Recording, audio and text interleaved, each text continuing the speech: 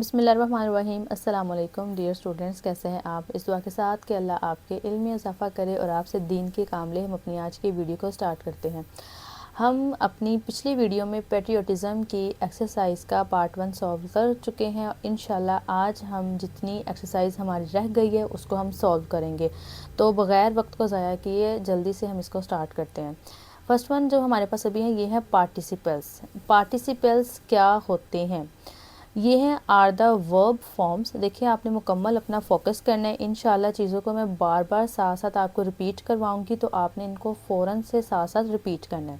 तो पार्टिसिपल्स क्या है? Are the verb forms. Verb क्या होती है? कोई भी काम। जैसे कि मैंने बताया था आपको कि जैसे उर्दू में अगर हम किसी वर्ड को ट्रांसलेट करते हैं, और अगर जैसे राइट मतलब लिखना, रन जैसे कि दौड़ना, तो जिनके आखिर में नून अलिफ ना लास्ट पे आता है, समझ लें वो हमारा है वर्ब है। ठीक है, तो आर द वर्ब फॉर्म्स, ये वर्ब की फॉर्म्स होती हैं यूज्ड एज एडजेक्टिव। एडजेक्टिव के तौर पे इस्तेमाल होती हैं। और एडजेक्टिव क्या है? किसी भी चीज़ की खूबी या खामी। There are two kinds of participles. Participles की जो है वो दो काइंड्स हैं, ending in ING। The one form जो वर्ब की है वो ये है कि ING के ING जो है वो लास्ट पे आती है, वहाँ पे एंडिंग होती है। एंड पार्टिसिपल्स, और दूसरी क्या है? यूजुअली एंडिंग इन ED और EN। दूसरी वाली जो है उसके लास्ट पे ED और EN आता है। अब जल्दी से रिकॉल करें हमने क्या पढ़ा। पार्टिसिपल्स क्या है? वर्ब की फॉर्म, एडजेक्टिव के तौर पे इस्तेमाल होती है। टू इसकी काइंड्स हैं। नंबर 1 क्या है? एंडिंग इसकी होती है ING। और नंबर 2 इसकी क्या है कि ED और EN इसके लास्ट पे आता है। ये हमने पढ़ लिया। ठीक है, अब यूजेस ऑफ प्रेजेंट पार्टिसिपल्स। इसके प्रेजेंट जो पार्टिसिपल है इसके क्या यूजेज हैं? फर्स्ट वन है एज एन एडजेक्टिव। ये एडजेक्टिव के तौर पर इस्तेमाल होता है। कैसे? The running water was cold. बहता हुआ जो पानी था वो ठंडा था। अब यहाँ पे बता रहे हैं हमें डिस्क्राइब्स द वाटर। अब आप गौर करें थोड़ा सा, वाटर के बारे में बात हो रही है। और क्या बात हो रही है? क्या बात हो रही है? वो कोल्ड ठंडा है, ये उसके बारे में बात हो रही है। हमें पानी के बारे में बताया जा रहा है कि द रनिंग वाटर। ठीक है, ये उसके बारे में बताया जा रहा है। अब टू फॉर्म कंटिन्यूस टेंसेस, या इसका दूसरा इस्तेमाल क्या है कि जो भी टेंसेस है ना उनका कंटिन्यूस इस्तेमाल हमें बताता है कि मुसलसल वो क्या करते हैं, कंटिन्यूस हैं, यानी कि उनकी जो है वो मूवमेंट है। दे वर लाफिंग, यानी कि वो एक ऐसी एक्टिविटी जो कि मुसलसल जो क्या है, कंटिन्यू है। अब दे वर लाफिंग कि वो हंस रहे हैं। तो ये क्या है? मुसलसल एक एक्टिविटी है जो कि ये होती जा रही है। ठीक है जी। अब नेक्स्ट वाला देखें, इन पार्टिसिपल टेंसेस, यानी कि पार्टिसिपल के जो टेंसेस हैं, जो पार्टिसिपल के फ्रेजेस हैं। अच्छा, फ्रेज अब इसमें देखें, सबसे पहले जो है इसमें फ्रेज क्या होती है। देखिए एक है फ्रेज और एक है क्लॉज। जो फ्रेज है इसमें हमारे पास सब्जेक्ट नहीं होता, इसमें हमारे पास वर्ब भी नहीं होती, यानी कि ये जो है वो इनकम्प्लीट सेंटेंस होता है। इसमें हमें जो भी थॉट, जो भी आइडिया है वो कम्प्लीटली कन्वे नहीं होता। तो यहाँ आप बेशक अपने पास यहाँ पे पहले राइट कर लें कि फ्रेज़ क्या है, जिसमें हमारे पास ना सब्जेक्ट होता है ना हमारे पास वर्ब होती है, और ये इनकम्प्लीट होता है। इसमें ये मुकम्मल तौर पे स्टैंड नहीं कर सकता। ठीक है, अब यहाँ पे एक और आप बेशक राइट कर लें कि एडजेक्टिव में यहाँ पे अपने पास लिखें कि ये नाउन को जो है वो डिस्क्राइब करता है।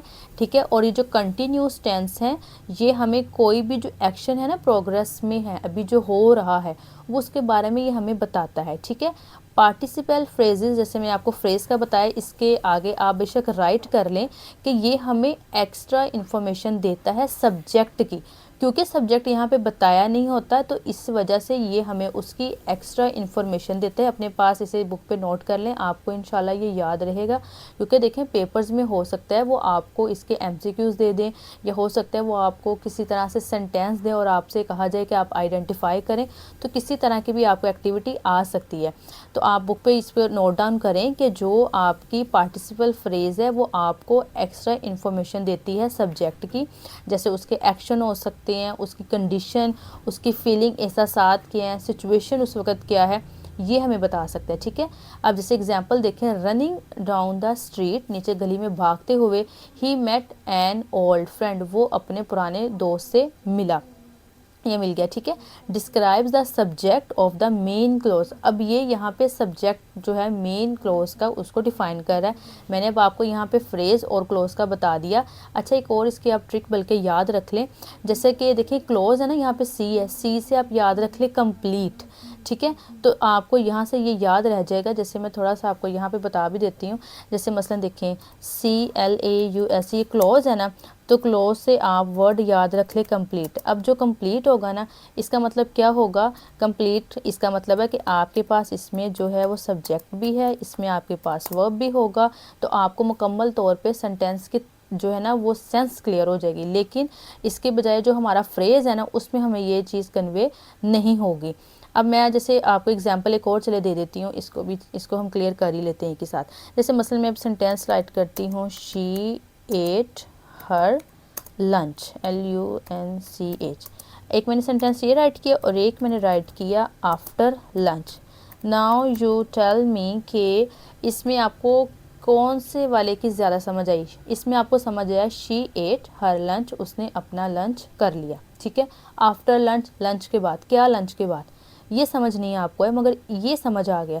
तो जो जिसकी बात मुकम्मल समझ आ जाए आपको, वो आपका होगा क्लॉज, और जिसकी समझ नहीं आती ये है फ्रेज, ठीक है। क्योंकि ये क्या है, हमारा इनकम्प्लीट है, ना इसमें आपका सब्जेक्ट है, ना इसमें आपकी जो है वो वर्ब है। तो आई होप कि अब आपको ये यहाँ से क्लियर हो गया। अच्छा, अब नेक्स्ट मूव करें। यहाँ पे लिखा हुआ है the crying, let me delete it, इसको, ठीक है। अच्छा जी, नेक्स्ट ये क्या इसमें कह रहे हैं कि एग्जाम्पल है, the crying baby woke everyone up, ठीक है। ये जो रोता हुआ बच्चा था उसने हर किसी को उठा दिया। अब आप इसमें गौर करें, हमने क्या यहाँ पे पढ़ा था कि ये आपको मैंने नोट डाउन करवाया था कि इसके सामने नोट करें कि ये नाउन को डिस्क्राइब करता है। अब सिंपल नाउन क्या होता है, किसी भी चीज़ का नाम। जैसे मैं अपने स्टूडेंट्स को एग्जांपल देती होती हूँ कि देखें नाउन जो है वो आपका देखें एन से स्टार्ट हो रहा है, ठीक है ना, ये देखें NOUN नाउन। अब इसमें आप गौर करें, उन्हें मैं ये कहती हूँ, देखें यहाँ पे आपका N है ना, तो N स्टैंड फॉर आप ये समझ लें कि नेम। तो नेम से आप याद रखें, नेम मतलब किसी भी चीज़ का नेम, तो वो आप समझ लें कि वो आपका क्या है, नाउन है। तो अब यहाँ पे नाउन क्या है हमारा, बेबी, यानी कि बेबी बच्चा, ये नाउन है ना यहाँ पे। तो नाउन जो बेबीज़ के बारे में क्या बात की जा रही है, क्राइंग, रोता हुआ, तो हमें फ़ौरन समझ आ गया। अच्छा, अब एक चीज़ और नोट करें, उन्होंने अब हमें जो एग्जाम्पल दी है ना, पहले हमें ये उन्होंने एक तरह से पढ़ा दिया। अब एग्जाम्पल ये हमें टेस्ट करने के लिए दिए हैं कि आया हमें ये कॉन्सेप्ट समझ में आए या नहीं आए। अब आप यहीं से समझ लें, पेपर में हो सकता है आपको इसी तरह से वो सेंटेंस दें और पूछें आपसे कि भाई अब आप बताएं कि ये कौन से वाले। तो इसलिए अगर अभी से अपने कॉन्सेप्ट्स आप क्लियर करेंगे, एंड ट्रस्ट में आपको ये बिल्कुल मुश्किल नहीं है, सिर्फ समझ लें, आराम से समझा रही हूँ, उसको समझ लें। देखें, दोबारा रिपीट करवाती हूँ। हमने पहला क्या पढ़ा, प्रेजेंट में पढ़ा हमने सिंपल, सिर्फ कोई मुश्किल नहीं। देखें सिंपल, सिर्फ इसमें क्या पढ़ा हमने कि एडजेक्टिव के तौर पे कब आएगा, जैसे आप देखेंगे ना, जैसे नाउन देखें, वाटर नाउन था ना, तो उसके बारे में क्या बताया, रनिंग, बहता हुआ, ठीक है। दूसरे में देखें फ्रेज में क्या बताया आपको कि जिसमें ना सब्जेक्ट ना वर्ब होगा, थॉट समझ नहीं आएगी, वो फ्रेज हो जाएगा। कंटिन्यूस, जिसमें देखें लाफिंग, हंस रहे हैं, लाफिंग मुसलसल एक एक्शन हो रहा है, तो वो हमारा हो गया कंटिन्यूस। अब ये दो हमें दिए थे आइडेंटिफाई करने के लिए, ठीक है। अब हम लेट्स सपोज कि हमें नहीं पता कैसे सोल्व होने, मैं इसको बिल्कुल साइड पे करती, अब हम इसको सोल्व करते हैं। अब मेरे पास सेंटेंस आया जी, the crying baby woke up everyone. अब मैंने इसको आइडेंटिफाई करना है, मैं क्या करूँगी, सबसे पहले मैं देखूँगी, अच्छा यहाँ पे बेबी लिखा हुआ है, बेबी मतलब नाउन है, तो मैंने पढ़ा था कि जो नाउन को डिस्क्राइब करे वो है एडजेक्टिव। तो मेरे फ़ौरन समझ में आ गया, अच्छा नाउन मतलब बेबी हुआ, और बेबी के बारे में क्या बताया जा रहा है, क्राइंग मतलब रोता हुआ, तो इसका मतलब ये एडजेक्टिव के तौर पे इस्तेमाल हुआ है, ठीक है। तो फ़ौरन मुझे समझ लग जाएगा कि ये प्रेजेंट पार्टिसिपल है और वहाँ पे एज ए एडजेक्टिव जो है ये इस्तेमाल हुआ है, ठीक है। उसके बाद दूसरा आ गया जी, they were laughing at the joke. अच्छा, लाफिंग मतलब हंसना, आईएनजी साथ लग गया। अच्छा, एक और बात देखिए, जो कंटिन्यूस का टेंस होता है, आपको ये बताया कि अच्छा मैंने टेंसेस के भी पिछले वीडियो में बताया था कि वो आपने प्लेलिस्ट से अच्छे तरीके से टेंसेस सीख लेने। जब तक आप टेंसेस क्लियर नहीं करेंगे आपको ये चीज़ें समझ नहीं आएंगी।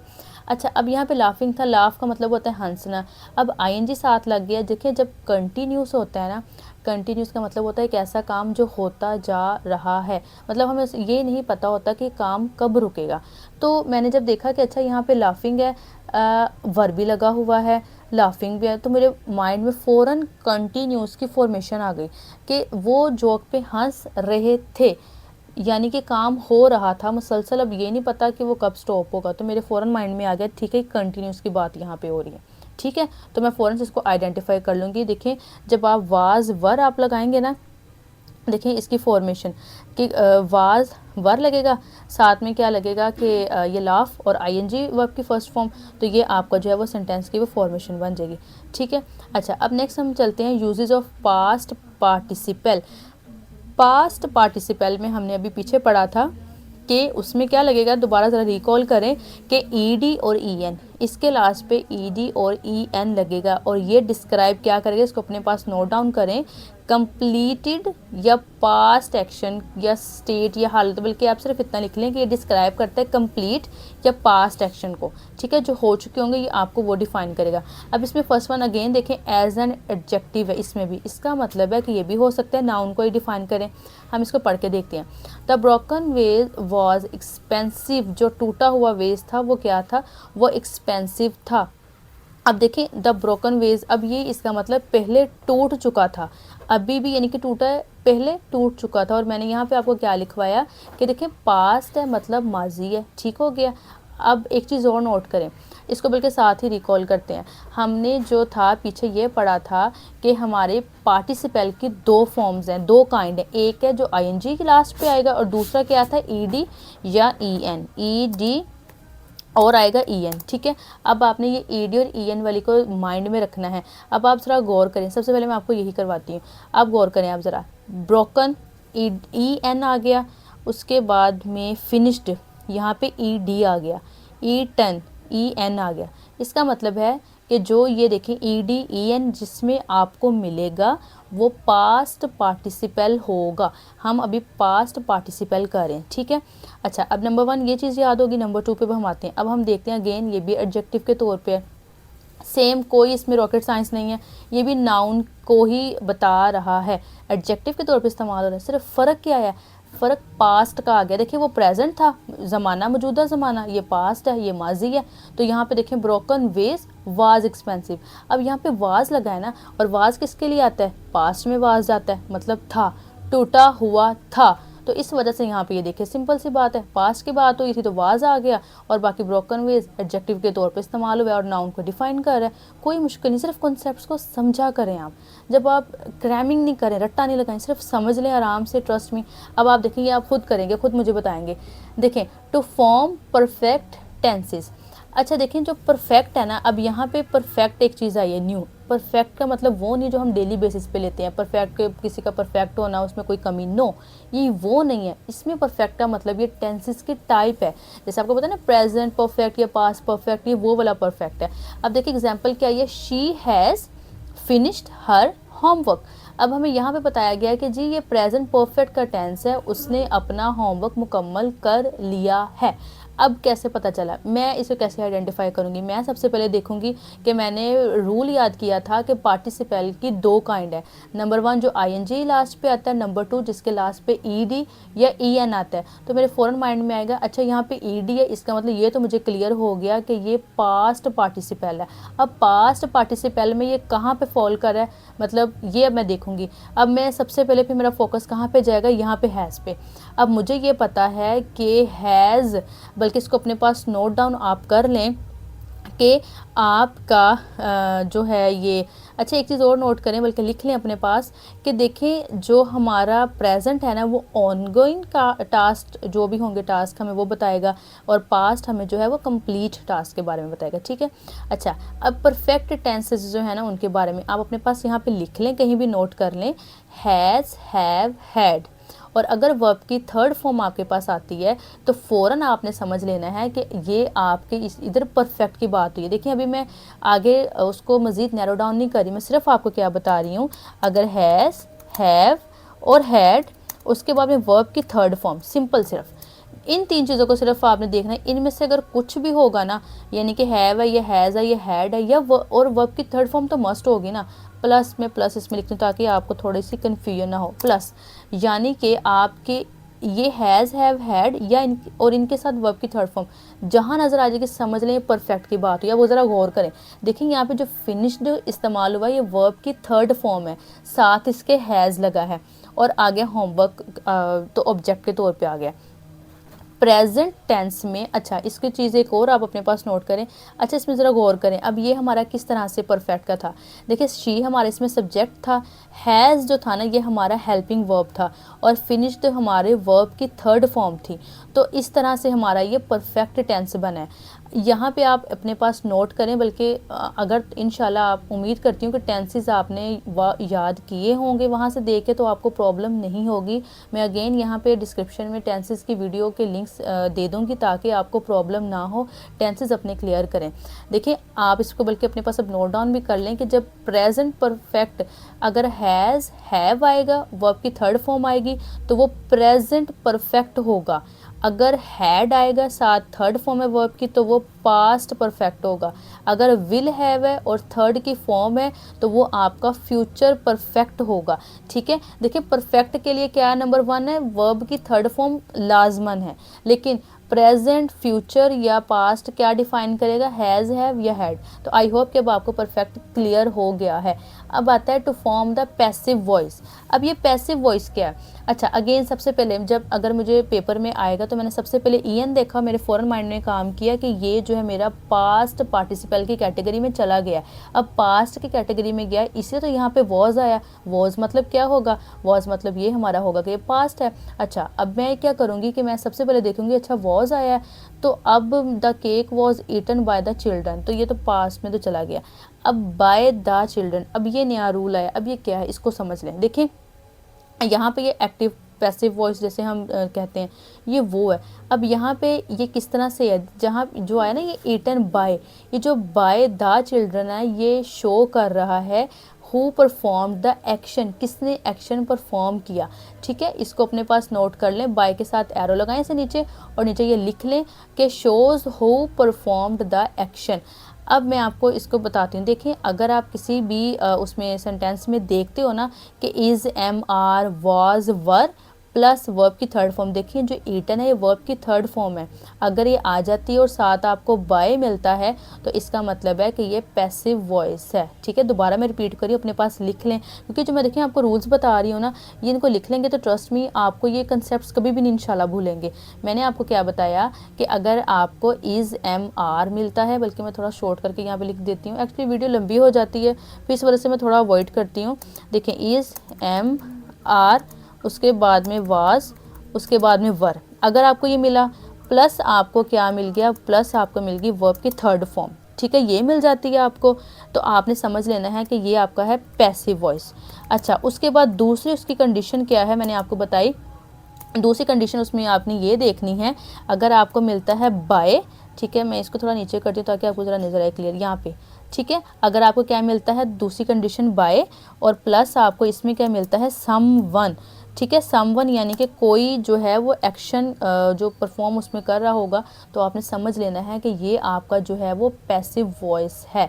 समझ आ गई आपको। अब इसमें एक चीज़ और आपको बता देती हूँ कि देखिए इसमें क्या होगा, जो ऑब्जेक्ट होगा ना वो आपका सब्जेक्ट बन जाएगा। जैसे मसलन कि आप ये देखें, अगर आप इसमें क्वेश्चन करें, बल्कि आप जब पैसिव वॉइस आए ना उसमें आप क्वेश्चन करें कि देखिए अगर द सेंटेंस आपको आंसर करता है कि व्हाट वाज डन, कि क्या हुआ था, क्या हुआ था। अब ये क्वेश्चन मैंने किया ना तो आंसर मुझे क्या मिलेगा, ये जैसे what was done to the cake, जैसे मैं ये क्वेश्चन करती हूँ कि केक के साथ क्या हुआ, इट वाज ईटन, वो खाया गया। तो सिंपल आप समझ गए कि ये आपका क्या हो गया, इसे पैसिव वॉइस में हो गया। ठीक हो गया। अच्छा जी, अब आता है इन पार्टिसिपल फ्रेजेस।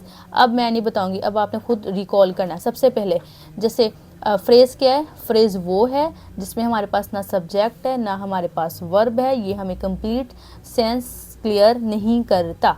अब आ जाए जी इसके ऊपर, शॉक्ड, मुझे समझ लें एग्जाम में मिल गया sentence, shocked by the news she could not speak. अच्छा, मैंने जब देखा शॉक्ड बाय द न्यूज़ तो मुझे फ़ौरन से मेरे माइंड में क्या आया, इसमें सब्जेक्ट नहीं है, इसमें वर्ब नहीं है, तो इसका मतलब ये मेरा क्या है, ये है फ्रेज़ है।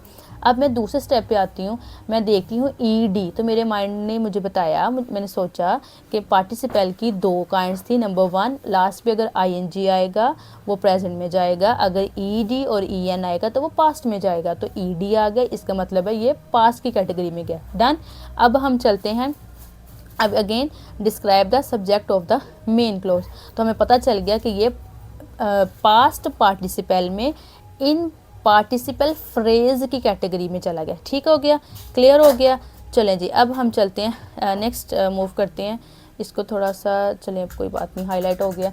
चलें एग्जाम्पल अब देखें, अब ये गौर करें, हमें उन्होंने 2 एग्जाम्पल अगेन दिए हैं। अब हमने इसको आइडेंटिफाई करना है कि क्या करना है, देख के कि भाई ये क्या है।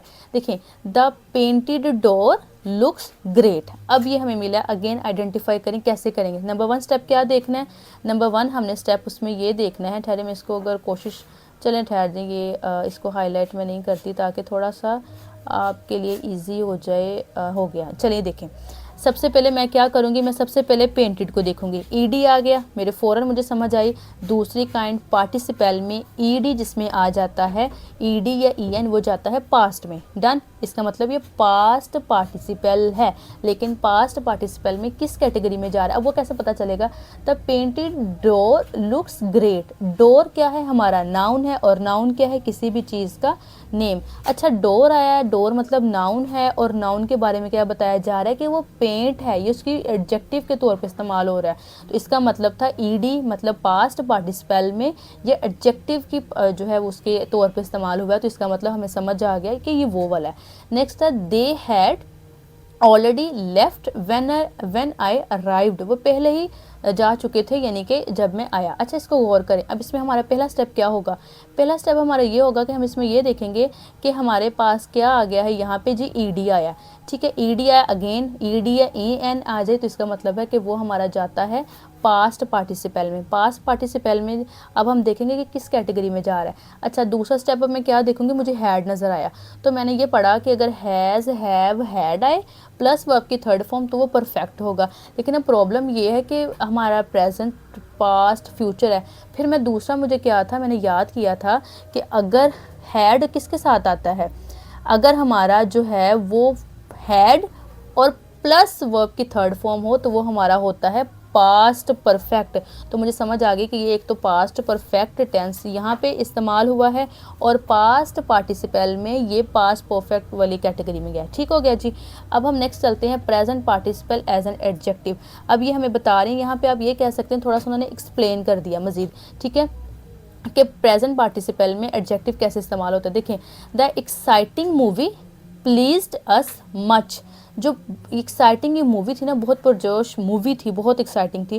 प्लीज्ड अस मच, उसने हमें बहुत खुश किया। अब यहाँ पे क्या कह रहे हैं, हेयर एक्साइटिंग, यहाँ पे जो एक्साइटिंग है वो डिस्क्राइब कर रहा है द नाउन मूवी को, यानी कि हम ये पढ़ चुके हैं, हमें समझ आ गई। अच्छा, अब इसमें एक और चीज़ गौर करें। अब इसमें आईएनजी लगा हुआ है। आईएनजी मसलन के हमने पढ़ा कि एक काइंड जो है पार्टिसिपल की आईएनजी वाली है, तो आईएनजी था मतलब प्रेजेंट में था, तो हमें फ़ौरन समझ आ गया। ठीक हो गया। नेक्स्ट अब आ रहा है पास्ट। पास्ट क्या है, माजी, पास्ट पार्टिसिपल। अब जब हमने पास्ट का नाम देखा, हमारे फ़ौरन माइंड में क्या आ गया कि यहाँ पे पार्टिसिपल में ईडी या फिर ईएन आएगा। तो अच्छा जी, एग्जांपल है the exhausted runner set down to rest. अब गौर करें, यहाँ पे ईडी आ गया। अब इसमें भी क्या कह रहे हैं, here exhausted describes the noun runner, कि यहाँ पे जो है रनर की क्या बता रहा है उसको कि वो एग्जॉस्टेड है। अच्छा, अब इसमें भी गौर करें, सिंपल, कोई इसमें देखें प्रेजेंट है चाहे पास्ट है, दोनों एडजेक्टिव में ये नाउन के तौर पे, नाउन को जो है वो एडजेक्टिव के तौर पे उसको डिफाइन करेगा। फ़र्क सिर्फ क्या आएगा, फ़र्क सिर्फ आएगा कि ये देखें वर्ब की फॉर्म में चला जाएगा, यानी कि ये दूसरी फॉर्म, उसमें थर्ड फॉर्म दूसरी फॉर्म में चला जाएगा, यानी कि, और यहाँ पे क्या होगा कि ये प्रेजेंट में रहेगा। अच्छा जी, नेक्स्ट आता है जी पार्टिसिपल्स इन वर्ब टेंसेस। अब पार्टिसिपल्स जो है वो आपके वर्ब टेंसेस में किस तरह से हैं। अब देखें, पहला है प्रेजेंट कॉन्टीन्यूस। अब present continuous, they are watching a movie. वो मूवी देख रहे हैं। अच्छा, अब इसमें ये देखें, आप ज़रा गौर करें, दोनों में यहाँ पे भी आईएनजी है, यहाँ पे भी आईएनजी है, अब यहाँ पे ईडी है, यहाँ पे भी ये आपका ईडी है। अब यहाँ पे उन्होंने हमें टेंस बताएं, अब यहाँ पे उसको थोड़ी देर के लिए माइंड से थोड़ा सा निकाल दें। यहाँ पे सिंपल पार्टिसिपल्स बताएं कैसे कैसे यूज़ होते हैं। अब देखें, ये एक तरह से टेंसेस का है, कॉन्टीन्यूस है। मैं थोड़ा सा इसके राइट करके बल्कि आपको यहाँ पे बताती हूँ, ज़रा गौर करें। देखें, ये कॉन्टीन्यूस है ना, तो यहाँ पे आपने इसका जब प्रेजेंट कॉन्टीन्यूस की बात होगी ना, तो आपका इज़ एम आर आएगा, साथ आपकी वर्ब की फर्स्ट फॉर्म आएगी, प्लस उसके साथ आपका जो है वो आईएनजी आएगा, एंड देन आपका जो है ये ऑब्जेक्ट आएगा। ये फॉर्मूले हैं जो कि आपने याद करने। एक चीज़ तो आप अपने माइंड में बिठा लें बच्चों, वो ये जब भी कॉन्टीन्यूस की बात होगी, मैं यहाँ पे ये नहीं कह रही पास्ट कॉन्टीन्यूस, फ्यूचर कॉन्टीन्यूस या जो है वो आपका प्रेजेंट, नो, मैं यहाँ पे सिर्फ आपसे कह रही हूँ कि जब भी कॉन्टीन्यूस की बात होगी ना, तो एक चीज़ आपने अंडरस्टूड करनी है कि वर्ब की फर्स्ट फॉर्म प्लस आईएनजी, ये चीज़ें तो कॉन्टीन्यूस के साथ ऐसे जुड़ी हुई हैं कि जैसे क्या कहें, कोई एग्जांपल कि कॉन्टीन्यूस के साथ मतलब ये बस अटैच है, ये इससे जुदा नहीं हो सकती, ये इससे कभी भी बेवफाई नहीं करेंगी, बस ये आप माइंड में रखें। कॉन्टीन्यूस में वर्ब की first form plus ING confirm है। अब ज़रा गौर करिएगा, ये वाला जो मैंने आपको बताया है, इज़ एम आर वर्ब की फर्स्ट फॉर्म और आईएनजी और ऑब्जेक्ट, ये आएगा प्रेजेंट कॉन्टीन्यूस में। देखें, दे सब्जेक्ट, आर यहाँ से इज़ एम आर से आ गया आर, वॉचिंग यानी कि वर्ब की फर्स्ट फॉर्म और आईएनजी और ऑब्जेक्ट आ गया। पास्ट कॉन्टीन्यूस में अब दे सब्जेक्ट आ गया, पास्ट में देखें वाज और वर लगता है। अब मैं लिख नहीं रही क्योंकि बहुत टाइम लगेगा, मैं बोलती जाऊँगी साथ साथ, फिर आप इसको नोट कर लें क्योंकि वीडियो बहुत लंबी हो गई है। अच्छा जी, दे सब्जेक्ट आ जाएगा, वाज वर, अब ये पास्ट की फॉर्मेशन है, फार्मूलेज आपने याद कर रखने हैं, ठीक है। पास्ट में वाज वर लगता है, अगेन वर्ब की फर्स्ट फॉर्म आईएनजी और मूवी, ठीक है। अब प्रेजेंट परफेक्ट है, अब परफेक्ट में कैसे जाएगा, ये दे सब्जेक्ट हमने पढ़ा था परफेक्ट में, हैव या हैज़ वॉच्ड वर्ब की थर्ड फॉर्म और ऑब्जेक्ट आ जाएगा। पास्ट अब परफेक्ट है, अच्छी प्रेजेंट परफेक्ट था, अब ये पास्ट है और पास्ट में हमने पढ़ा था कि उसमें हैड लगेगा और वर्ब की थर्ड फॉर्म लगेगी। अच्छा, एक चीज़ मैं आपको समझाती हूँ, इसको थोड़ा सा याद कर लें। टेंसेस में तो मैंने डिटेल में बताया था, अगर किसी ने वो वीडियो नहीं देखी अब देख रहे हैं तो मैं अब बता देती हूँ आपको। अच्छा, ज़रा गौर करिएगा स्टूडेंट, जैसे जो टेंसेज होते हैं, जैसे नंबर 1 इंडेफिनेट होता है, फिर होता है आपका कंटिन्यूस, फिर थर्ड पे होता है आपका परफेक्ट, एंड फोर्थ वन पे फिर आपको होता है परफेक्ट कंटिन्यूस उसमें, ठीक है। मैं लिख देती हूँ, चलिए मैं शॉर्ट लिख रही हूँ, परफेक्ट कंटिन्यूस होता है। अब मैं बच्चों को उसकी इस तरह से वर्ब की सिर्फ बता रही हूँ कि जैसे जब ये थर्ड पे आपका परफेक्ट आता है ना, तो मैं बच्चों को कहती हूँ बच्चे यहाँ से याद रख लें 1 2 3, थर्ड नंबर पे परफेक्ट आता है, इसका मतलब है कि आपके परफेक्ट में वर्ब की थर्ड फॉर्म ही लगनी है। अब आप गौर करें, मैंने आपको पीछे भी बताया था कि वर्ब की थर्ड फॉर्म चाहे फ्यूचर है, चाहे पास्ट है, चाहे प्रेजेंट है, वर्ब की इसमें थर्ड फॉर्म ही लगनी है, ठीक है जी। बाकी अच्छा, एक और चीज़ मैं बच्चों को अभी यहाँ पे आपको बताती हूँ, बहुत से बच्चे इसमें प्रॉब्लम करते हैं हैव और हैज़ में। देखिए, इसका सिंपल आप ये माइंड में रख लें, हैव और ये आपका आ गया हैज़। अब इसमें ज़रा गौर करें, अब आप बल्कि मुझे बताएं, हैव में लेटर ज़्यादा हैं या हैज़ में ज़्यादा हैं। ऑब्वियस आप मुझे कहेंगे कि हैव में 4 लेटर्स हैं, हैज़ में जो है वो 3 लेटर्स हैं। तो यहाँ से बच्चे याद रखें, हैव में अगर ज़्यादा लेटर है ना, इसका मतलब है कि ये प्लूरल जो हमारे हैं आई वो यू दे उनके साथ इस्तेमाल होगा। हैज़ में कम लेटर हैं तो इस वजह से ये हमारा जो है ये सिंगुलर ही शी इट के साथ इस्तेमाल होगा। तो ये आपने याद रखना है, ठीक है। मैं डिटेल में ये सब चीज़ें मैंने टेंसेस में बताई हैं, तो प्लीज़ वहाँ से जाके आपने इनको देख लेनी है। अब हम यहाँ से इनको थोड़ा सा मैं शॉर्ट कर रही हूँ। अब नेक्स्ट आ जाएंगे पार्टिसिपल फ्रेजेज। अगेन फ्रेज़ का जैसे वर्ड माइंड में है, मेरे फ़ौरन माइंड में क्या आ गया कि जी फ्रेज़ है, इसका मतलब ना सब्जेक्ट ना इसमें वर्ब, इसमें सेंस क्लियर नहीं होगी। प्रेजेंट पार्टिसिपल फ्रेजेस, एग्जाम्पल जैसे सीइंग द रेन, बारिश को देखते हुए, we decided to stay indoors, तो हमने अंदर रहने का फ़ैसला किया। अगेन देखें, हमने पढ़ा था पार्टिसिपल की 2 काइंड्स हैं। देखें, अब आपको होगा कि मैं बार बार रिकॉल करवा रही हूँ, इसी तरह से चीज़ें आपको याद होंगी कि पार्टिसिपल नंबर 1 क्या कि आईएनजी आएगा, और नंबर 2 पे पार्टिसिपल का क्या थी काइंड, ईडी या ईएन आएगा। अच्छा जी, सीइंग द रेन, बारिश को देखते हुए, प्रोवाइड्स एडिशनल इन्फॉर्मेशन, तो ये हमें क्या मुहैया करता है, मज़ीद मालूमात about why we decided to stay indoors, कि हमने क्यों अंदर रहने का फ़ैसला किया। Past participle phrases, again phrase participle same वही चीज़ है, सिर्फ पास्ट लग गई, यानी कि अब यहाँ पे माजी की बात होगी। और दूसरा क्या, वर्ब की दूसरी काइंड है, यहाँ पे ईडी या फिर ई एन साथ लगेगा। Surprised by the sudden noise she jumped, यानी कि बिल्कुल अचानक जो सरप्राइज वो हुई शोर से, तो उसने क्या किया, शी जंप्ड, उसने छलांग लगा दी। Surprised by the sudden noise provides additional information, मज़ीद मालूमात देती है अबाउट वाई शी जंप्ड, उसने क्यों जंप्ड किया। आई होप कि अब आपको यहाँ पे ये सारे क्लियर हो गए हैं। तो read the following sentences, underline the gerunds, infinitives and participles and label them accordingly।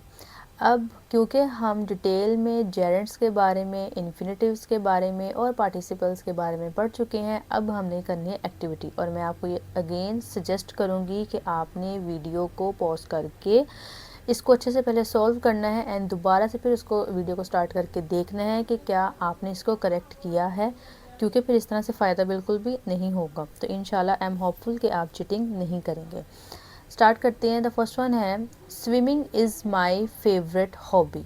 अब हमने इसको आइडेंटिफाई करना है कैसे। अब ये क्या हो सकता है, गेस करते हैं।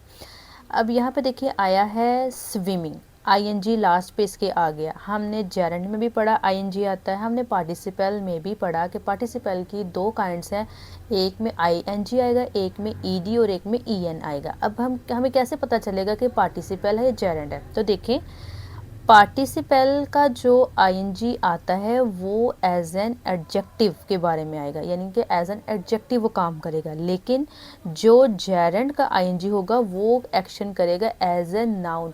मैं बल्कि यहाँ पे लिखती हूँ, पहले सबसे पहले इसको नोट करें, अभी भूल जाएं, ठीक है सारा। पहले इसको आपने नोट करना है कि अगर आपका आईएनजी आ गया है और वो ACTING acting as a noun, तो वो आपका होगा जेरेंड, GERUND, ठीक है, वो होगा आपका जेरेंड। लेकिन अगर आपका जो है आ रहा है ING या फिर जो है वो ED और क्या था हमने पढ़ा था EN आया था, ठीक है। अगर हमारा ये आता है तो ये आएगा एक्टिंग एज एन एडजेक्टिव, ठीक है जी, ये हो गया। तो इसको सबसे पहले सिर्फ इसको दोबारा से रिकॉल कर लें। अगर आपको आईएनजी मिलता है लेकिन वो एज अ नाउन के तौर पे एक्ट कर रहा है तो फिर वो होगा आपका जेरेंड। और अगर आपको आईएनजी मिलता है लेकिन वो एक्ट कर रहा है एज एन एडजेक्टिव तो फिर वो हमारा होगा पार्टिसिपल, ठीक है। अब हम देखते हैं कैसे। देखिए स्विमिंग, स्विमिंग देखिए, स्विम का मतलब होता है तैरना, एक सिंपल है, यानी कि तैरना, स्विम करना है। तो ये तो एक नाउन, एक सिंपल एक नाम है, स्विम है। तो स्विमिंग हो जाएगा हमारा, यानी कि एज अ एक्ट करा एज अ नाउन के तौर पे। तो स्विम जो हमारा यहाँ पे है यह एज जेरेंड के तौर पे है, ठीक है। Is my favourite hobby. अब नेक्स्ट, अच्छा हम एक काम करते हैं, पहले हम सब इसमें से जेरेंड ढूंढते हैं, ठीक है। हम एक एक करके करते हैं। जेरेंड है तो जेरेंड हमने भी क्या पढ़ा कि जेरेंड मैंने आपको बताया कि वो एक्ट क्या करता है एज अ नाउन। अब देखें, और हम सिर्फ आईएनजी वाले को फोकस करेंगे। लेट मी फाइंड, ये देखें अब यहाँ पे भी आ गया ING। अब क्या आ रहा है, शी इंजॉयज रीडिंग बुक्स। अब देखिए रीड अगेन, ये नाउन के तौर पे रीड मतलब सिंपल एक पढ़ना, ये रीड अगेन क्या आ गया, पढ़ना, तो रीडिंग। अब ये भी हमारा यहाँ पे क्या हो गया, हमारा ये भी यहाँ पे हो गया जेरेंड, ठीक है। अच्छा नेक्स्ट है रनिंग।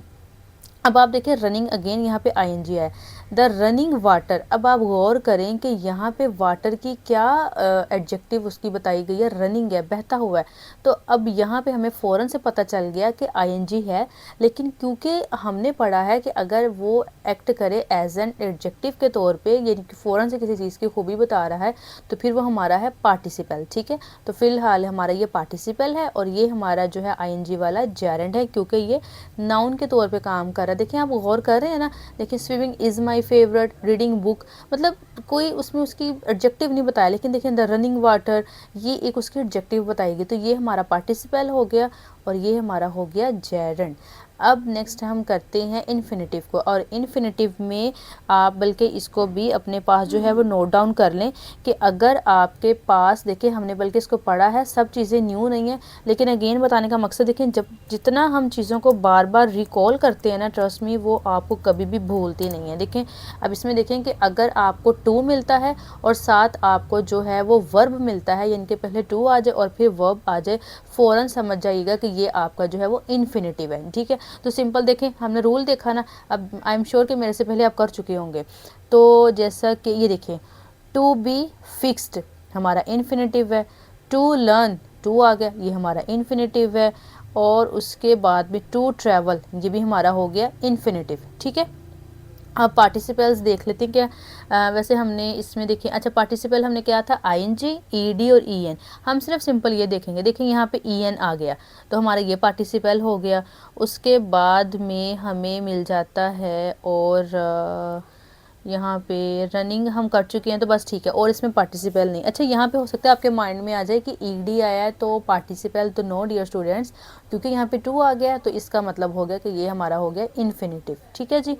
अच्छा नेक्स्ट अब हम, हाँ ये ई और एफ है, लेकिन इससे पहले हम ये वाला ओरल कम्युनिकेशन वाला इसको सॉल्व कर लेते हैं, क्योंकि फिर बाकी जो सब है ये मैंने एक सेपरेटली स्लाइड पे सॉल्व किए हैं, तो हम इंशाल्लाह फिर एक ही बार स्लाइड पे मूव करते हैं। तो अभी हम सिर्फ ये ओरल कम्युनिकेशन वाला जल्दी से इसको एक दफ़ा इसकी रीडिंग कर लेते हैं। ठीक है, अभी क्या है कि respond of to the text through oral discussion, ये एक तरह से एक्टिविटीज़ दी गई है टीचर्स के लिए कि उन्होंने क्या करना है कि बच्चों के दरमियान जो है ये एक एक्टिविटी करनी है, जिससे उसमें क्या करेंगे वो कि divide the class into small groups and assign each group a specific section of the text. आपने बच्चों को एक स्मॉल ग्रुप्स में जो है वो असाइन क्या करना है, उनको एक कोई भी जो टेक्स्ट है जो उसका एक स्पेसिफिक पोर्शन आप उनको देंगी, और discuss the assigned section and answer the following question.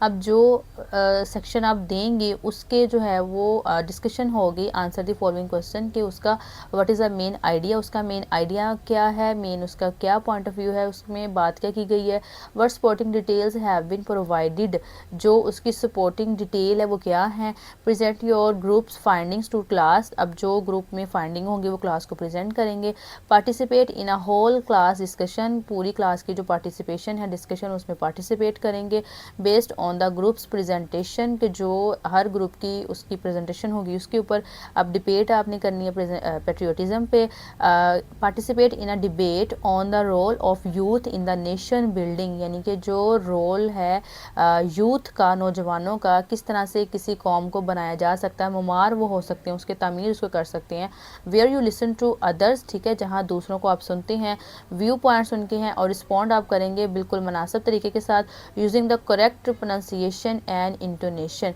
ठीक है, प्रोनाउंसिएशन के वर्ड्स को किस तरह से प्रोनाउंस किया जाता है, एंड इंटोनेशन जो है किस तरह से आवाज़ की जो पिच है हाई लो, ये सारा कुछ आता है। ठीक है जी, अब हम चलते हैं अपने पैराग्राफ की जानिब।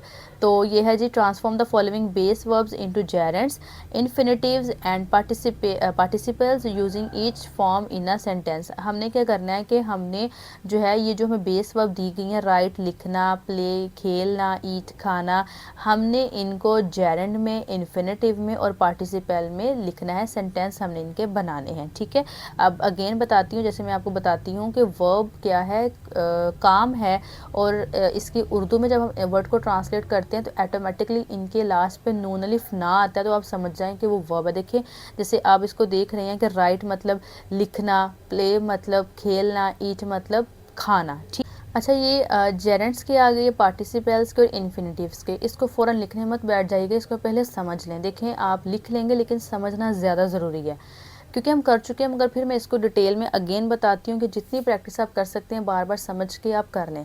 Writing neat notes help in learning, जो नीट नोट्स होते हैं लिखे हुए वो लर्निंग पढ़ने में मदद देते हैं। किस तरह से जेरेंट आया अगेन फिर बताती हूँ। देखिए आईएनजी आ गया क्योंकि ये नाउन के तौर पे काम कर रहा है, इसमें सिंपल एक नाउन आ रहा है। देखिए राइटिंग नीट नोट्स, यानी कि ना तो एक तरह से कोई वर्ब में जा रहा है, सिर्फ क्या आ रहा है कि जो हम नीट नोट्स लिखते हैं वो हमारी पढ़ने में मदद देते हैं। सिंपल एक नाउन आया, ना देखिए कोई एडजेक्टिव उस तरह से आ रही है, ना कोई जो है, ये सिंपल एक आपको जो है वो नाउन के तौर पर बता रहा है। प्लेइंग आउटसाइड, बाहर खेलना, मेक्स चिल्ड्रन हैप्पी, जो बाहर खेलना है वो चिल्ड्रन को हैप्पी करता है, खुश करता है। Eating a sandwich makes her happy, again कि जो सैंडविच था खाना वो उसको हैप्पी करता है, खुश करता है। अच्छा यहाँ पे मैं आपको एक चीज़ बताती हूँ, रूल, इसको बेशक आप लिख लें ज़्यादा बेहतर है। जेरेंट क्योंकि कहा जाता है जैसे कि वर्ब और फर्स्ट फॉर्म जो होती है, जैसे आपने नोट किया होगा प्रेजेंट या प्रेजेंट को छोड़ें, कॉन्टिन्यूस, सिंपल कॉन्टिन्यूस में हमारे पास यही फॉर्म होती है कि वर्ब और उसकी जो है वो कोई भी फर्स्ट फॉर्म, यानी कि वर्ब की फर्स्ट फॉर्म और प्लस साथ आईएनजी, तो ये हमारी बनती है कॉन्टिन्यूस। अब आप गौर करेंगे तो मैं भी अगर कहूँ राइट है, आईएनजी इंग है, राइटिंग है ना, तो ये भी तो कंटिन्यूस की बन रही है। अगर हमें सेंटेंस का कहा था, हम ये भी तो लिख सकते थे लाइक शी इज़ राइटिंग, वो लिख रही है, तो ये भी तो जेरेंट बन सकता था। हो सकता है आपके माइंड में क्वेश्चन आए, तो मैं आपको बताऊं कि आप गलती ना करें, बल्कि जो मैं बोल रही हूँ अभी लिख लें, क्योंकि अभी ये मैंने ये स्लाइड्स ओपन किए, मे बी यहाँ पे थोड़ा सा लिखने मेरे लिए थोड़ा पॉसिबल अभी नहीं होगा, इसे लिखें। मैं पहले स्लो बताती हूँ फिर समझाती हूँ, आप लिखें। If ING comes alone it is a Geraint. अगर ING अकेला आता है तो फिर ये है हमारा जेरेंट। नंबर 2 रूल लिखें, if ING comes with is am are it is present continuous. ठीक है, अगर आपका जो ING है ना वो इज़ MR के साथ आएगा तो इसका मतलब होगा फिर ये कॉन्टीन्यूस टेंस में जाएगा। देखिए ना, she is writing, she is playing, तो फिर ये टेंस बनेगा कॉन्टीन्यूस, फिर ये जेरेंट नहीं बनेगा आपका। जेरेंट कब बनेगा, जब ये नाउन के तौर पे एक्ट करेगा। और नाउन के तौर पे कैसे एक्ट करेगा, ये इस फॉर्म में। ठीक है, अब आपको क्लियर हो गया। अच्छा, नेक्स्ट है पार्टिसिपल्स।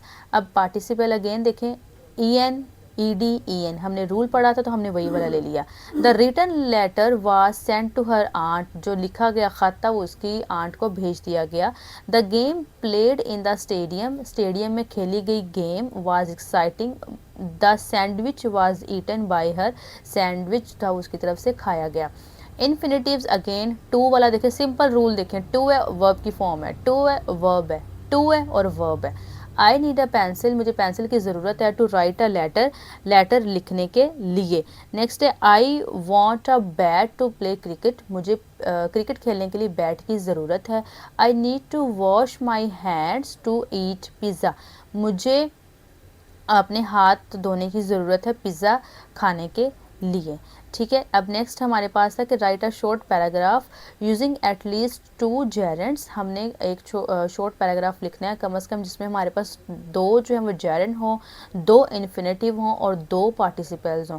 अब हमने हाईलाइट भी करना है जेरेंट को, इन्फिनेटिव को और पार्टिसिपल को, जो कि हमारे पैराग्राफ में जो है वो इस्तेमाल हुए हैं। ठीक है, तो हम चलते हैं, देखें, walking in the park early in the morning, walk करना पार्क में सुबह को, हेल्प्स मी रिलैक्स, ये मुझे बहुत हेल्प करता है रिलैक्स पुरसुकून होने में। And reading my favourite book, और मेरी खूब जो फेवरेट पसंदीदा किताब है उसको पढ़ना। मेक्स द मोमेंट, ये बनाता है उस लम्हे को इवन बेटर, मज़ीद बेहतरीन। I always try to enjoy, मैं हमेशा कोशिश करती हूँ इन्जॉय करना। द फ्रेश एयर, ताज़ा हवा। एंड प्लान टू फिनिश, और प्लान करती हूँ कि फ़िनिश करूँ।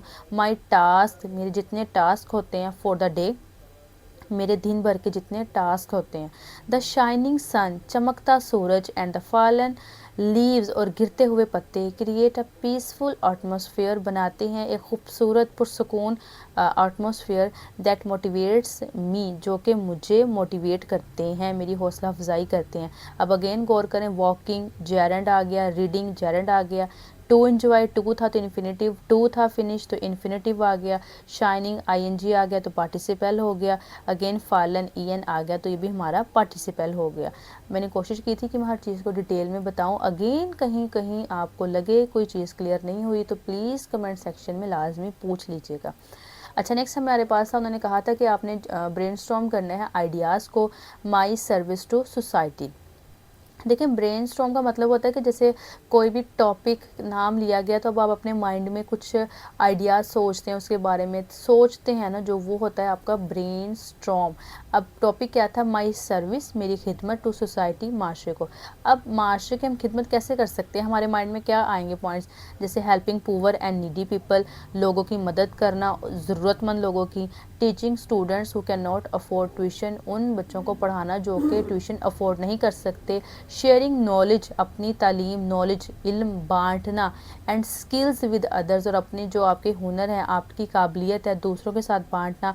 कीपिंग द इन्वायरमेंट क्लीन, यानी कि जो माहौल है उसको साफ़ सुथरा रखना, जिसमें क्या हो सकता है, प्लांटिंग ट्रीज़, दरख्त उगाना।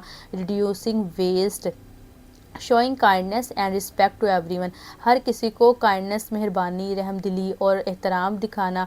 वॉलंटियरिंग इन कम्युनिटी प्रोग्राम्स, यानी कि अपने आप को खुद ही कम्युनिटी के प्रोग्राम्स में प्रेजेंट करना। डोनेटिंग क्लॉथ, जो कपड़े उनको डोनेट करना। बुक्स को, फूड्स को खाना।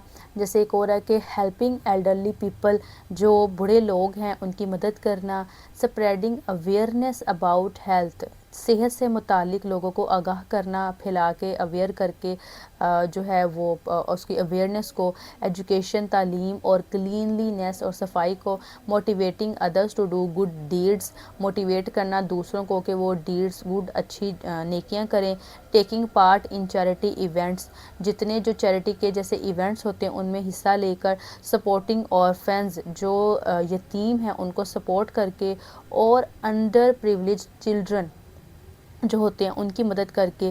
बीइंग अ रिस्पॉन्सिबल सिटीज़न, यानी कि जो एक अच्छा शहरी, ज़िम्मेदार शहरी है वो बन के। Following rules and encouraging others to do the same, जो भी यानी कि रूल्स हैं उनको फॉलो करके। एंड इनकरेजिंग अदर्स, और ना सिर्फ दूसरों को भी इनकरेज करना, टू डू द सेम, कि वो भी बिल्कुल वैसा करें। स्पीकिंग पोलाइटली, ठीक है, पोलाइटली यानी कि इसमें जो आएगा कि आपने जो है वो पोलाइटली तरीके के साथ जो है वो बात करनी है, बिल्कुल आराम के साथ बात करनी है। किसके साथ बात करनी है? एंड हेल्पिंग, और मदद करनी है, पीपल, लोगों की। इन डिफ़िकल्टी, यानी कि लोगों के साथ बिल्कुल पोलाइटली वे में नरमी से बात करनी है। एंड हेल्पिंग पीपल, और लोगों की मदद करनी है इन डिफ़िकल्टी, उनके मुश्किल वक्त में। अब हमने सारे पॉइंट जो थे ये जो है वो ब्रेनस्टॉर्मिंग के हमने वो रीड किए। अब हम इनको पैराग्राफ में करेंगे, ठीक है। आई थिंक मैं यहाँ से जो अंडर प्रिविलेज्ड था चिल्ड्रन, इनका शायद मैं नहीं बता पाई थी। अच्छा, इसका मानी ये होता है पसमानदा, यानी कि जो पसमानदा इलाकों में जो बच्चे रहते हैं उनकी मदद करके था, ठीक है। अब नेक्स्ट हमने ये जो पैराग्राफ था, अब हम इसको रीड करते हैं, जो कि मैंने सारे उन आइडियाज़ को इसमें सम अप किया है। Serving society is one of my biggest responsibilities as a human being, माशरे की खिदमत करना ये एक सबसे बड़ी, एक इंसान होने के नाते हमारी ज़िम्मेदारी है। आई बिलीव, मैं यकीन करती हूँ, that even small acts of kindness, के एक छोटी भी जो एक्ट है काइंडनेस का, रहमदिली का, can create a positive impact, ये जो है वो बना सकता है, कायम कर सकता है एक पॉजिटिव मुस्बित इम्पैक्ट को। I try to help others, मैं कोशिश करती हूँ दूसरों की मदद करना। बाय शेयरिंग माई नॉलेज, अपनी नॉलेज को, जो मेरे पास इल्म है उसको बांट कर। स्पेशली टीचिंग चिल्ड्रन, ख़ास तौर पे बच्चों को पढ़ा कर। Who can not afford tuition, जो कि ट्यूशन को अफोर्ड नहीं कर सकते। व्हेन एवर पॉसिबल, जब भी मुमकिन होता है। आई डोनेट ओल्ड क्लॉथ, मैं पुराने कपड़ों को डोनेट करती हूँ। बुक्स को, एंड फूड, और खाना। टू दोज इन नीड, कि जो है वो ज़रूरतमंद होते हैं उनको। I also take part in keeping my surroundings clean, मैं जो है वो अपनी सराउंडिंग्स को क्लीन, साफ़ सुथरा रख के उसमें हिस्सा लेती हूँ। एंड इनकरेज, और हौसला अफजाई करती हूँ, अदर्स, दूसरों की। टू प्रोटेक्ट द इन्वायरमेंट, के वो इन्वायरमेंट को प्रोटेक्ट करें। हेल्पिंग एल्डरली पीपल, जो बुज़ुर्ग लोग हैं, बड़े जो हैं उम्र से बड़े लोग हैं, उनकी मदद करके। स्पीकिंग काइंडली, बहुत आराम से, प्यार से बात करके। एंड मोटिवेटिंग अदर्स, और दूसरों की हौसला अफजाई करके। टू डू गुड डीड्स, अच्छी डीड्स करके। Are also part of my contribution, ये भी मेरी कंट्रीब्यूशन का हिस्सा हैं। थ्रू दीज सिंपल एक्शंस, ये जो सिंपल सादा एक्शंस हैं इनके ज़रिए। I aim to make my community better, मैं एम करती हूँ यानी कि मैं अपनी कम्युनिटी को बेहतर बना सकती हूँ, बनाऊँगी। Kinder and more supportive place for everyone, यानी कि ऐसी जो है जो बहुत ज़्यादा सपोर्टिव हो, बेहतरीन हो, काइंडर हो, रहमदिल हो, इस तरह की सोसाइटी। अच्छा, नेक्स्ट अब हमें एक ऐसे कहा गया था कि आई लव पाकिस्तान है, इन्फॉर्मेटिव होना चाहिए और एक्सप्लेनेटरी, यानी अच्छे से आपने एक्सप्लेन भी करना है और इन्फॉर्मेटिव भी हो। अच्छा, हो सकता है ये ऐसे थोड़ा सा लंबा है क्योंकि 9th क्लास के स्टैंडर्ड के अकॉर्डिंग मैंने इसको राइट किया है, कोटेशन इसके अंदर है, हो सकता है कि आपको पेपर में आ जाए, तो उसी के अकॉर्डिंग मैंने इसको किया। सबसे पहले फर्स्ट पे कोटेशन है, a nation is not just a piece of land, कि जो नेशन कौम होती है वो सिर्फ एक ज़मीन का टुकड़ा नहीं होती, but a home of dreams, मगर वो घर होती है ख्वाबों का, होप्स, उम्मीदों का, एंड सेक्रीफाइसेस, और कुर्बानियों का। Pakistan is a beautiful and diverse country that holds a special place in my heart. Pakistan एक खूबसूरत और डाइवर्स कंट्री है जो कि मेरे दिल में एक ख़ास मुकाम रखती है. I love Pakistan because it has a rich history. मुझे पाकिस्तान से मोहब्बत है क्योंकि इसकी रिच हिस्ट्री है, इसकी तारीख़ जो है वो बहुत ज़्यादा स्ट्रॉन्ग कल्चरल ट्रेडिशन, इसका बहुत ज़्यादा जो है वो रिवायात, इसके जो रस्म व रवाज हैं बहुत स्ट्रॉन्ग हैं, एंड यूनिक आइडेंटिटी, और इसकी जो शनाख्त है बहुत यूनिक है. That makes it stand out in the world, जो इसको पूरी दुनिया में जो है उभारती है, एक मुनफरिद दिखाती है. Our country was founded in 1947 under the leadership of Quaid-e-Azam Mohammad Ali Jinnah. हमारी जो कंट्री थी वाज फाउंडेड हुई थी, यानी कि वो उभर कर आई थी 1947 में कायद-ए-आज़म मोहम्मद अली जिन्ना की लीडरशिप में. हु ड्रीम, जिन्होंने ख्वाब देखा था, ऑफ अ पीसफुल होमलैंड, एक पुरसकून मादरे वतन का, where people could live with freedom, जहां लोग आज़ादी के साथ रह सकते हैं, डिग्निटी, इज़्ज़त के साथ, एंड इक्वल राइट्स, और जो है वो इक्वल बराबरी के हकूक़ के साथ. हिज विजन स्टिल इंस्पायर, उनका नज़रिया अभी तक इंस्पायर्स करता है, मुतासिर करता है मिलियंस ऑफ पाकिस्तानीज़ टुडे, वो मिलियंस के जो पाकिस्तान हैं उनको. Pakistan is blessed with remarkable natural beauty, Pakistan जो है वो ब्लेस्ड में है रिमार्केबल जो है नेचुरल ब्यूटी जो है उसके साथ. From the snowy peaks of the Himalayas in the north to the warm coast line of the Arabian sea in the south, every region has its own charm. Our land includes lush green valleys, fertile plains, vast deserts, and sparkling rivers like the Indus, which has supported civilizations for thousands of years. These natural gifts make Pakistan not only beautiful but also agriculturally strong. Pakistan के बारे में बताया गया है कि जो है वो ये जो बर्फ़ से ढकी हुई चोटियाँ हैं हिमालयाज़ की, वहाँ से लेके जो कोस्ट लाइन जाती है अरेबियन सी तक, साउथ में हर रीजन जो है वो बहुत ज़्यादा खूबसूरत है, दिलकश है. हमारी जो ज़मीन है उसमें जो है वो हरी वैली जो है वादियाँ हैं, फ़र्टाइल प्लेन यानी कि ज़रख़ेज़ मैदान हैं, बहुत ज़्यादा जो है वो वास्ट डेज़र्ट्स हैं, और इसकी बहुत ज़्यादा जो स्पार्कलिंग जो है वो इसके दरिया हैं, जैसे कि इंडस है जिसने के बहुत ज़्यादा साल पहले भी जो सिविलाइजेशन थी, तहज़ीब थी, उनको उसने सपोर्ट किया था. आई थिंक इसमें मोहनजोदड़ो जो थी, जैसे एक वो भी एक आता है नाम, नो आई थिंक उसमें दराय नील का था, लेकिन मे भी मुझे इसका एग्जैक्ट याद नहीं है. तो जैसे ये नेचुरल ये जो गिफ्ट्स हैं पाकिस्तान के, ना सिर्फ ये बहुत खूबसूरत हैं बल्कि इन्होंने ज़रूरी तौर पे भी इसको बहुत ज़्यादा जो है वो स्ट्रॉन्ग किया है. I also love Pakistan because of its people, मुझे इस वजह से भी पाकिस्तान से मोहब्बत है, इसके लोगों की वजह से. Pakistanis are known for their hospitality, Pakistani जो है वो अपनी हॉस्पिटैलिटी मेज़बानी की वजह से जाने जाते हैं. Courage and strong sense of community, whether it is helping neighbours, supporting the poors, और standing united during national challenges. Our people show resilience and kindness. Our culture is full of colourful traditions, delicious food, beautiful clothing, and celebrations like Eid, independence day, and Basant. अच्छा जी, ये क्या कहा गया कि जो हमारे चाहे ये नेबर्स हों, बहुत हेल्प करने वाले हैं, और जो है जो कि पुअर जो है उनकी मदद करते हैं, और हमेशा जो है वो जब भी कोई कौम का कोई ऐसा चैलेंज आता है सब एक साथ खड़े रहते हैं. हमारे जो लोग हैं वो बहुत ज़्यादा जो है वो काइंडनेस दिखाते हैं. हमारा जो कल्चर है वो बहुत ज़्यादा कलरफुल ट्रेडिशन से भरा पड़ा है, जिसमें मज़ेदार जो है वो खाने हैं, खूबसूरत जो है वो कपड़े हैं, बहुत ज़्यादा जो है तकरीबात जिसमें ईद आती है, इंडिपेंडेंस डे आज़ादी का दिन आता है, और बसंत आती है. Pakistan is also growing in education, Pakistan जो है वो तालीम में भी ग्रो कर रहा है, टेक्नोलॉजी में, स्पोर्ट्स में, एंड बिजनेस में. Our students, scientist, and athletes represent the country with pride at international level, कि हमारे जितने ये जो है ये हमारी कंट्री को इंटरनेशनल लेवल, आलमी लेवल पे जो है वो बहुत ज़्यादा फ़ख्र के साथ उसको हमारी कंट्री को प्रेजेंट करते हैं. The youth of Pakistan are talented, Pakistan के जो यूथ है वो टैलेंटेड है, and passionate, and they are the future of our nation, और वो हमारी जो है नेशन उसका जो है वो फ्यूचर है. To love Pakistan means to play a positive role in its progress, Pakistan से मोहब्बत करने का मतलब है कि उसके पॉजिटिव रोल में जो है प्रोग्रेस में, तरक्की में रोल अदा करना है. बाय बीइंग ऑनेस्ट, ईमानदार होकर, हार्ड वर्किंग जो है वो मेहनती, एंड रिस्पॉन्सिबल सिटीज़न, और एक ज़िम्मेदार शहरी होकर, we can make our country stronger, हम अपने कंट्री को स्ट्रॉन्ग कर सकते हैं।